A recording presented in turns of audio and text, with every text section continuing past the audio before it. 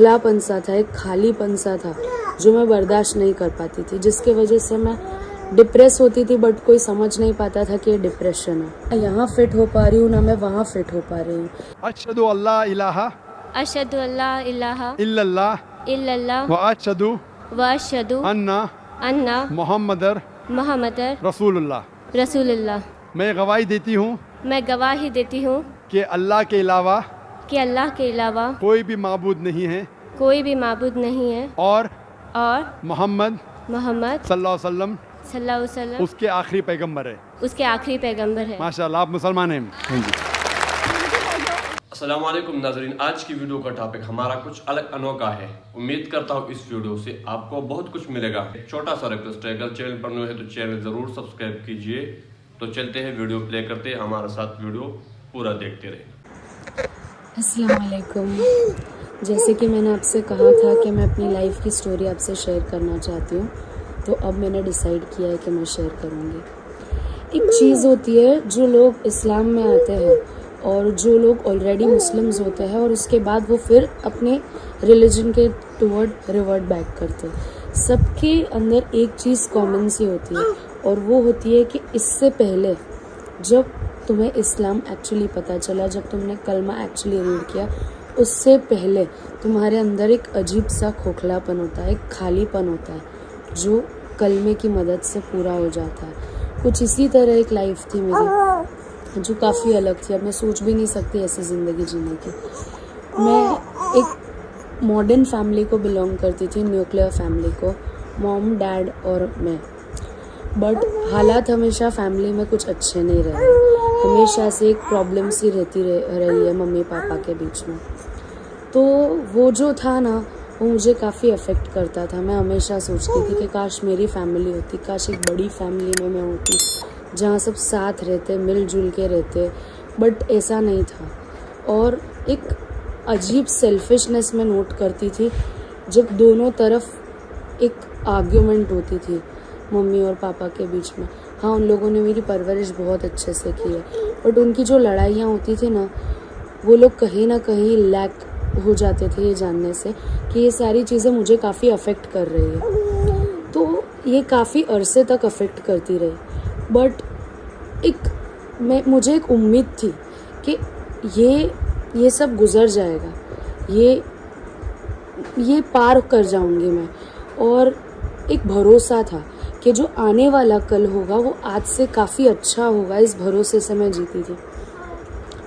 एक बोलते हैं ना, ऐसे कुछ तकलीफ़ें नहीं थी, बट सबसे बड़ी तकलीफ़ इंसान के अंदर तब आती है जब वो डिप्रेस हो जाता है, जब वो अकेला हो जाता है। और वो भरपूर था, एक खोखलापन सा था, एक खालीपन सा था जो मैं बर्दाश्त नहीं कर पाती थी, जिसके वजह से मैं डिप्रेस होती थी। बट कोई समझ नहीं पाता था कि ये डिप्रेशन है। फिर एक वक्त ऐसा आया कि दोनों अलग हो गए, दोनों ने अपनी अपनी लाइफ नए अरसे से शुरू कर दी थी। अब मैं उसमें जगह ढूंढने की कोशिश कर रही थी। मुझे ऐसा लग रहा था कि मैं ना यहाँ फिट हो पा रही हूँ ना मैं वहाँ फिट हो पा रही हूँ, इसलिए मैं हमेशा कोशिश करती थी फिट होने की। बट जब ये कोशिशें बार बार नाकाम होने लगी, तब मुझे ये एहसास हुआ कि I do not belong here, this is not my place. तब एक ऐसी चीज़ हुई जिसने मेरी पूरी ज़िंदगी बदल डाली। कॉलेज में एडमिशन लिया, एक लड़का मिला, और ऐसा लड़का मिला जो एक सच्चा मुसलमान था, जो एक मुस्लिम का परफेक्ट एग्जाम्पल था। कुछ बातें जो मैंने कभी नहीं देखी थी नॉन मुस्लिम्स में, वो मैंने उस लड़के में देखी थी।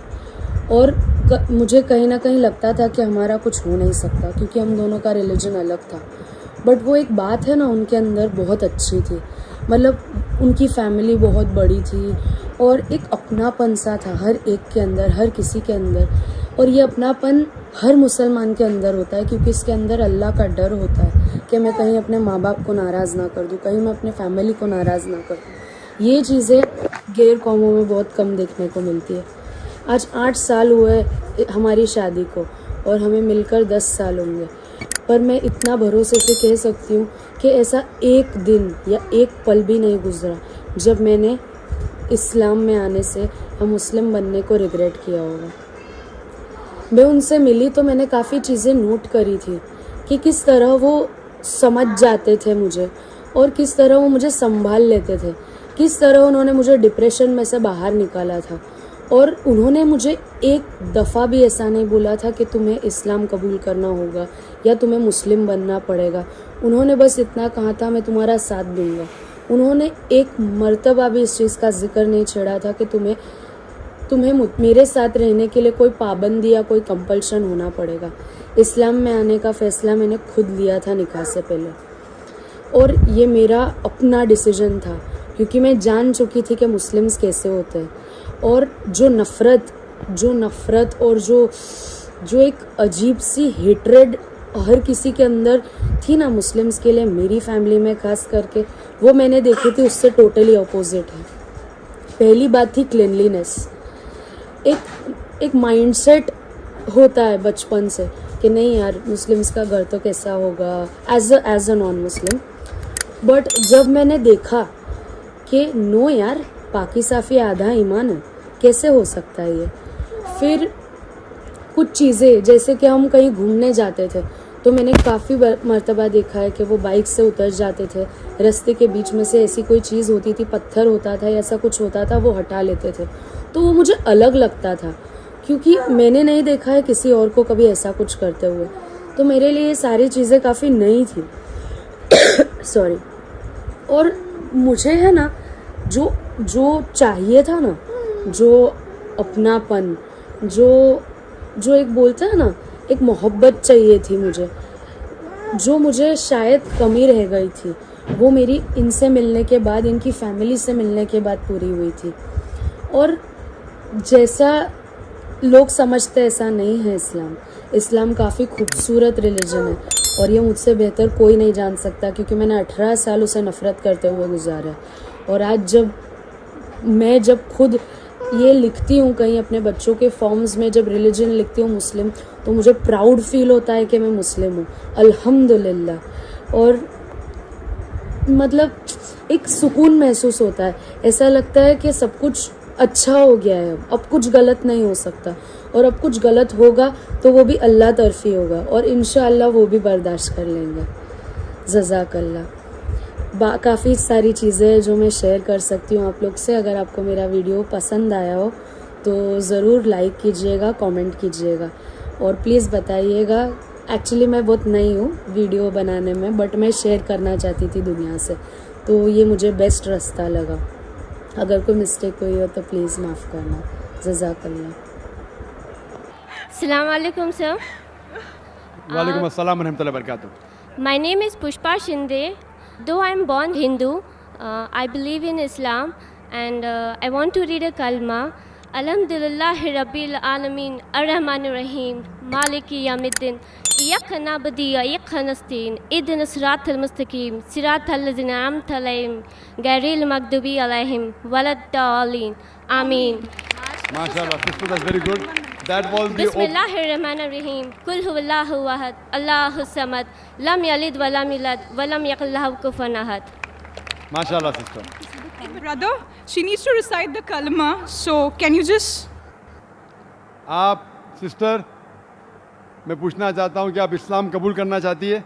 Yes, sir. हाँ, पहले मैं ये कहना चाहता हूँ कि जब से पीस टीवी शुरू हुआ है अल्हम्दुलिल्लाह, और काफ़ी करोड़ों लोग पीस टीवी को देख रहे हैं, और अक्सर तकरीर के बाद कई गैर मुसलमान जब जानने लगे इस्लाम क्या चीज़ है, इस्लाम की सही तालीमात क्या है, तो अल्हम्दुलिल्लाह कई लोग इस्लाम कबूल कर रहे हैं।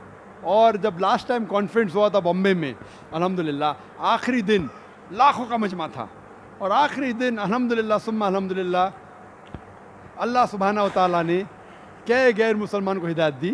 मैं ये नहीं कहता हूँ कि मेरी तकरीर से कोई गैर मुस्लिम बनता है, अल्लाह हिदायत देता है। और हम देखते हैं कि everything is life, everything is open. हम किसी को ज़बरदस्ती नहीं करते, हम पैगाम पहुँचाते। आपको पसंद आता है तो कबूल करो, नहीं पसंद आता है तो भी हमें कोई हर्ज नहीं है। लेकिन इंटेलिजेंस मुझसे पूछती है कि कोई शख्स थे जो लोगों ने कबूल किए, मैं ये भाई साहब को कभी पहले देखा ही नहीं, ना ये बहन जी को कभी देखा हूँ, शायद उनने मुझे टीवी पे देखा है, और हम किसी को ज़बरदस्ती नहीं करते। लेकिन अल्हम्दुलिल्लाह जब लोग को सच्चाई मालूम पड़ती है, इस्लाम का जो पैगाम मिलता है अमन का, तो उनमें जो जज्बात बाहर आते हैं अल्हम्दुलिल्लाह और वो कबूल करते हैं। तो मुझे इंटेलिजेंस ने यहाँ पूना में आने के पहले कहा था कि देखिए आप मुसलमान बनाओ लेकिन पब्लिक पे मत बनाओ। तो मैंने उससे कहा कि मैं किसी को मुसलमान बनाता नहीं हूँ, वो भगवान बनाता है, वो भगवान हिदायत देता है, खुदा हिदायत देता है। और अगर कोई शख्स बनना चाहता है तो मेरी गवर्नमेंट ने रोकती, मेरी कंट्री ने रोकती, तो मैं कैसा रोक सकता हूँ। Hindustan one of the few countries, बहुत कम मुल्क है जिसमें इतने राइट्स है। और हिंदुस्तान में हर सिटीजन को he has a right to preach, practice and propagate religion. उसको हक है कि अपने दीन के बारे में प्रचार करे, उसके ऊपर अमल करे और उसको प्रोपोगेट करे, कोई रोक नहीं सकता है। और कोई भी अगर इंसान कोई भी धर्म कबूल करना चाहता है उसको बिल्कुल इजाज़त है, लेकिन ज़बरदस्ती कोई किसी को कोई भी मज़हब में दाखिल नहीं कर सकता है। तो बहन जी, मैं ये जानना चाहता हूँ कि आप अपने दिल से इस्लाम कबूल करना चाहती है? जी मैं दिल से इस्लाम कबूल माशाल्लाह, बहुत करना अच्छी बात है। आप मानते हैं कि खुदा एक है? चाहती हूँ। जी हाँ। आप मानते हैं कि आखिरी पैगंबर इस खुदा के मोहम्मद सल्लल्लाहु अलैहि वसल्लम है? जी हाँ। तो इंशाल्लाह मैं अरबी में कहूँगा जो कलमा और आप दोहराए और फिर मैं तर्जुमा करूँगा।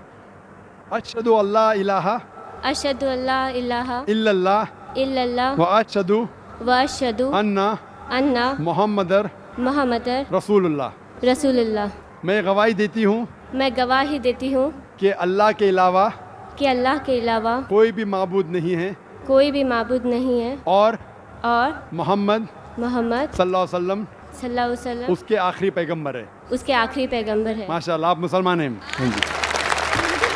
और मैं अल्लाह सुब्हानहू व तआला से दुआ करता हूँ कि इस बहन को और इस भाई को अल्हम्दुलिल्लाह जन्नत नसीब फरमाएं। और मैं दरख्वास्त करता हूँ कि जो भी यहाँ गैर मुस्लिम हैं, आप इंशाअल्लाह इस्लाम का पैगाम सुनिए। ये पैगाम अमन का है। अक्सर मीडिया कहती है क्या ये दहशतगर्द मज़हब है, अक्सर मीडिया कहती है कि इस रिलीजन में वायलेंस है, जिसको इंशाल्लाह मैं टच करूँ आखिरी दिन पे। आतंकवाद क्या मुसलमानों की विरासत है और इंशाल्लाह इस्लाम में कोई भी किसी को ज़बरदस्ती तलवार के ज़ोर पे या बंदूक के बल पे किसी को कबूल नहीं करा सकते। ये इस्लाम में हराम है। कुरान में लिखा गया है ला इकराह फिद्दीन, कि कोई भी दीन में ज़बरदस्ती नहीं कर सकता। और मैं कॉन्ग्रेचुलेट करता हूँ, मुबारकबाद देता हूँ इस बहन जी को और भाई साहब को, और अल्लाह से दुआ करता हूँ कि इनको इंशाअल्लाह कबूल करे और इनके अमाल में इंशाअल्लाह तरक्की हो और ये अपने ख़ानदान में इस अमन को फैला सके।